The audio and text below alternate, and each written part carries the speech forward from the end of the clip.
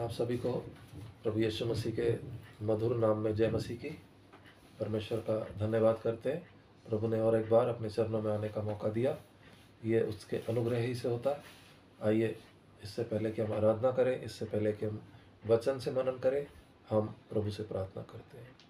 स्वर्गीय पिता, धन्यवाद करते हैं पिता परमेश्वर, ये सुंदर और आशीषित समय के लिए प्रभु जी जो आपने हमारे जीवनों में दिया है। प्रभु जी, होने दे खुदा हमेशा की तरह ये संगति भी प्रभु जी आपको भाने पाए, आप ही के मार्गदर्शन में, आप ही की पवित्र आत्मा की अगुवाई में होने पाए पिता परमेश्वर। हर एक बात प्रभु जी आपकी मन मुताबिक होने पाए पिता परमेश्वर। गीत का गाया जाना आपके लिए महिमा का कारण होने पाए, और आपका जो जीवित वचन है प्रभु जी हम सबके लिए एक बड़ी आशीष और एक बड़े बदलाव और सिद्धता के मार्ग में और एक कदम होने पाए मेरे पिता परमेश्वर। हर एक सुनने वाले पर, सुनाने वाले पर आपकी आशीष हो पिता परमेश्वर। पिताजी, जब आपने हमें ये माध्यम दिया पिता परमेश्वर, होने दे इस माध्यम पर तेरी आशीष हो पिता परमेश्वर। जगत के अंतिम छोर तक पिताजी हम पहुंच सके मेरे पिता परमेश्वर। पिताजी, जितनों को आप चाहते हैं प्रभु जी, इस वचन से नवाजिए, अभिषेक कीजिए मेरे पिता परमेश्वर। हमारे जीवनों की त्रुटि को दूर कीजिए प्रभु जी, और भेद भरी बातों को हम प्रार्थना करते हैं खुदा। यिर्मयाह 33:3 के अनुसार प्रभु जी आपने कहा कि तू मुझसे प्रार्थना कर और मैं तेरी सुनकर तुझे उन बातों को बताऊंगा, उन भेद भरी और गूढ़ बातों को बताऊंगा जिन्हें तू अभी नहीं जानता प्रभु जी। ये बात बताती है प्रभु जी कि अभी हम बहुत कुछ है जो नहीं जानते, परंतु आपने बोला जिन्हें तू अभी नहीं जानता अवश्य कि हम आगे जानेंगे प्रभु जी। अपने प्रकाशनों को भेजिए प्रभु जी, अपनी गाइडेंस को हम पर उतारिए मेरे पिता परमेश्वर। सब बातों को आपके हाथों में सौंपते हैं। आदर महिमा आपको देते हुए इस प्रार्थना विनती को हमारे प्रभु और आपके बेटे प्रभु यीशु मसीह के नाम से मांगते हैं। आमीन, आमीन और आमीन। आइए हम गीत के द्वारा प्रभु की महिमा करेंगे।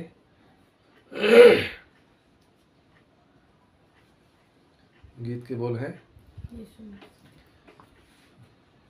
यीशु मसीह तेरे जैसा है कोई नहीं, तेरे चरणों में झुके आसमान और महिमा गाए जमीन। यीशु मसीह तेरे जैसा है कोई नहीं, तेरे चरणों में झुके आसमान और महिमा गाए जमीन। हम गाए हो सना, तू राजाओं का है राजा, तेरी महिमा होवे सदा। तू है प्रभु हमारा खुदा। हम गाए हो सना, तू राजाओं का है राजा, तेरी महिमा होवे सदा। तू है प्रभु हमारा पिता, प्यारे पिता। तूने हमसे इतना प्यार किया, हमें पापों से छुड़ाने को अपने बेटे को कुर्बान किया। प्यारे पिता, तूने हमसे इतना प्यार किया, हमें पापों से छुड़ाने को अपने बेटे को कुर्बान किया। हम गाए हो सना, तू राजाओं का है राजा, तेरी महिमा होवे सदा। तू है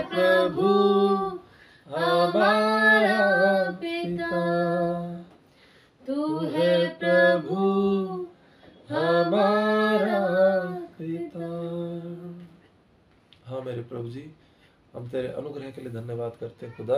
तूने जगत से ऐसा प्रेम किया कि अपना इकलौता दे दिया, ताकि जो कोई उस पर विश्वास करे वो नाश ना हो बल्कि अनंत जीवन को पाए। प्रभु जी, तूने हमें उस अनंत जीवन का वारिस ठहराया प्रभु जी। ये तेरे अनुग्रह से ही होता है पिता परमेश्वर। हम धन्यवाद करते हैं पिताजी, धन्यवाद करते हैं पिताजी। विश्वास करते हैं आपने हमारी आराधना को स्वीकार किया प्रभु जी। प्रार्थना करते हैं आने वाले वचन पर भी प्रभु जी, अपने दास पर भी पूरा नियंत्रण लीजिए पिता परमेश्वर, ताकि आपकी और भी ज़्यादा महिमा हो सके प्रभु जी। और भी उन आत्माओं को पिताजी वो भोजन मिल सके जो आप उन्हें देना चाहते हैं पिता परमेश्वर। सब बातों से आप ही की महिमा हो पिता परमेश्वर। आदर महिमा जलाल आपको मिले प्रभु जी। हमारी प्रार्थना विनती उद्धार करता प्रभु यीशु मसीह के नाम से मांगते हैं। आमीन, आमीन और आमीन। आप सबको फिर से प्रभु यीशु मसीह के नाम में जय मसीह की बोलते हैं और प्रभु का धन्यवाद करते हैं। पिछले संदेश में हमने देखा, मरकुस 11 अध्याय में हमने 20 आयत से लेकर 26 आयत तक जब हमने पढ़ा तो हमने देखा कि अंजीर के सूखे हुए पेड़ से हमने कुछ शिक्षा पाई, और हम इसी संदेश में रहेंगे और इसके आसपास भी परमेश्वर हमें कुछ और बातों को बताना चाहता है कि जब प्रभु यीशु मसीह ने अंजीर के पेड़ को बोला कि अब से तुझ में कोई फल नहीं लगे, तेरा फल और कोई नहीं खाएगा अब से। इस बात को जब हम देखते हैं मत्ती की पुस्तक से, आइए मेरे साथ निकालेंगे मत्ती की पुस्तक, उसका अध्याय 21 और 18 आयत से जब हम देखते हैं, लिखा कि भोर को जब वह नगर को लौट रहा था तो उसे भूख लगी, और सड़क के किनारे अंजीर का एक पेड़ देखकर वह उसके पास गया और पत्तों को छोड़ उसमें और कुछ न पाकर उससे कहा, अब से तुझ में फिर कभी फल ना लगे। और अंजीर का पेड़ तुरंत सूख गया। हम देखते हैं सच में वो पेड़ सूख गया था, और ये बात देखकर चेलों को क्या हुआ, अचंभा हुआ, हैरान हुए कि पेड़ कैसे सूख गया। और यीशु ने उनको उत्तर दिया कि मैं तुमसे सच कहता हूँ कि विश्वास रखो और संदेह ना करो तो न केवल ये करोगे जो इस पेड़ अंजीर के पेड़ के साथ किया गया, परंतु यदि पहाड़ से भी कहोगे उखड़ जा और समुद्र में जा पड़ तो ये हो जाएगा। तो हम यहाँ पर देखते हैं कि अंजीर का पेड़ इज़राइल को दर्शाता है। अंजीर इज़राइल को दर्शाता है, और कहीं ना कहीं इज़राइल भी कैसा था, उस अंजीर के पेड़ के समान था उस समय में।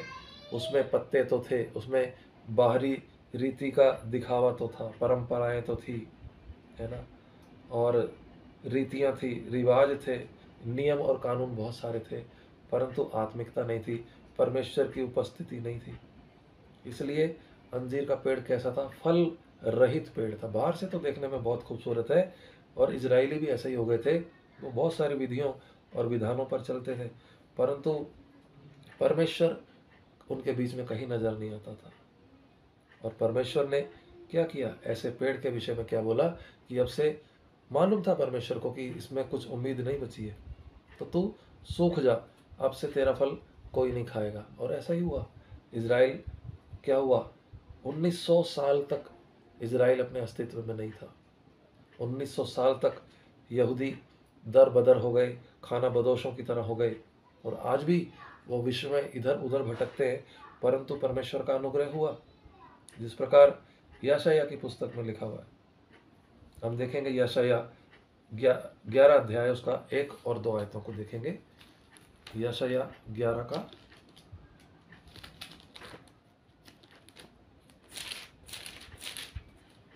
1 और 2 आयतों में लिखा हुआ है कि तब यिशै के ठूंठ में से एक डाली फूट निकलेगी, और उसकी जड़ में से एक शाखा निकलेगी, निकलकर फलवंत होगी। यहोवा का आत्मा बुद्धि और समझ का आत्मा, युक्ति और पराक्रम का आत्मा, और ज्ञान और यहोवा के भय का आत्मा उस पर ठहरा रहेगा।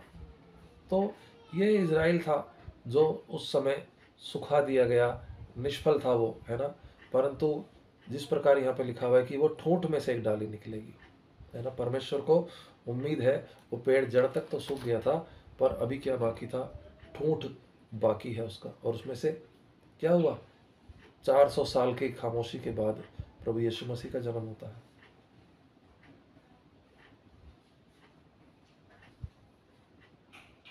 और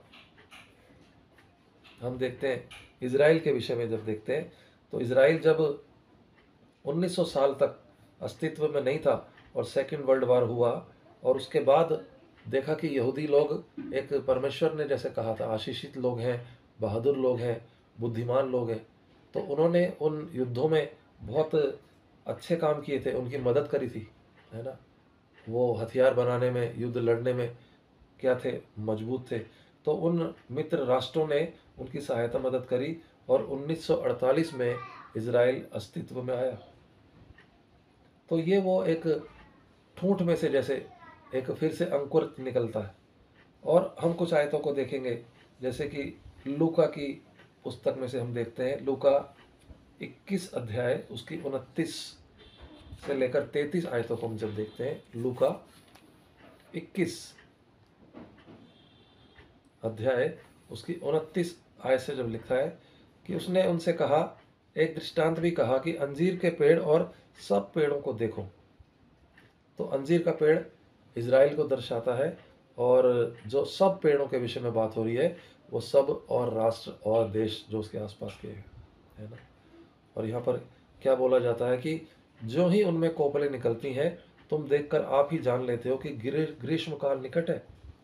इस रीति से जब ये बातें होते देखो, तब जान लो कि परमेश्वर का राज्य निकट है। अर्थात वो समय जब इजरायली पश्चाताप करके परमेश्वर के निकट आएंगे, है ना। अंत समय में क्या होगा, परमेश्वर का राज्य निकट है, यीशु मसीह का राज्य आना बिल्कुल निकट है। और ये वो समय है जो आज इजरायली मन फिरा रहे हैं, धीरे धीरे परमेश्वर के निकट आ रहे हैं, है ना। तो प्रभु क्या बोल रहा है कि जब तुम जानते हो, है ना। इस बात को हम मरकुस में देखते हैं 13 में, मरकुस 13